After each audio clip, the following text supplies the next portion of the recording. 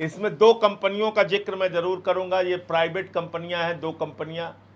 Aptech limited, इसने UP PCL JEE का exam करवाया था, ये ब्लैक लिस्टेड कंपनी है। ईडू टेस्ट, इसने यूपी पुलिस का एग्ज़ाम करवाया था, ये भी ब्लैक लिस्टेड कंपनी है। आप एक ऐसी कंपनी जो काली सूची में जा चुकी है, जो पेपर लीक का जिसका खुद का इतिहास रहा है, जो कंपनी ब्लैक लिस्टेड हुई दूसरे राज्यों के अंदर, उसको यूपी में किस तरीके से आपने एग्ज़ाम कराने की परमिशन दी? क्या वजह है इसके पीछे? क्या खेल हुआ है इसके पीछे कि ब्लैक लिस्टेड कंपनियों को आपने एग्ज़ाम कराने की छूट दी?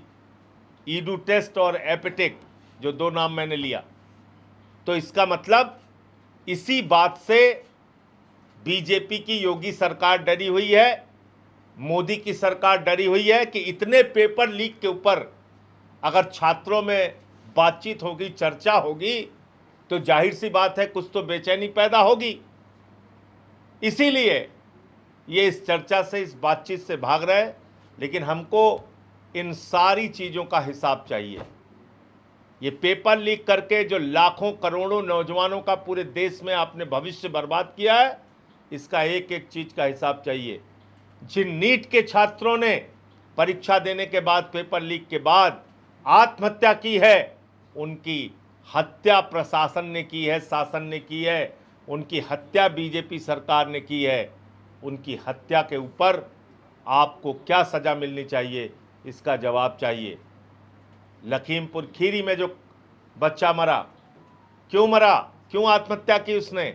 क्योंकि बड़ी मेहनत से लोग तैयारी करते हैं। कल यही बात छात्र वहाँ बता रहे थे कि सर, हम लोग बड़ी मेहनत से तैयारी करते हैं, कोचिंग करते हैं, रात रात भर पढ़ते हैं और परीक्षा दे के निकलते हैं तो सबसे पहले माँ का फ़ोन आता है, बेटा पेपर कैसा हुआ। फिर जो बाप मुंबई में मजदूरी कर रहा है, उसका फ़ोन आता है, बेटा पेपर कैसा हुआ। घर को, परिवार को, जो उससे जुड़े हुए लोग रहते हैं, उनको उम्मीद रहती है हमारा लड़का इंजीनियर बन जाएगा, डॉक्टर बन जाएगा, कुछ बन जाएगा तो झोपड़ी से हम एक पक्का मकान में रहने लगेंगे।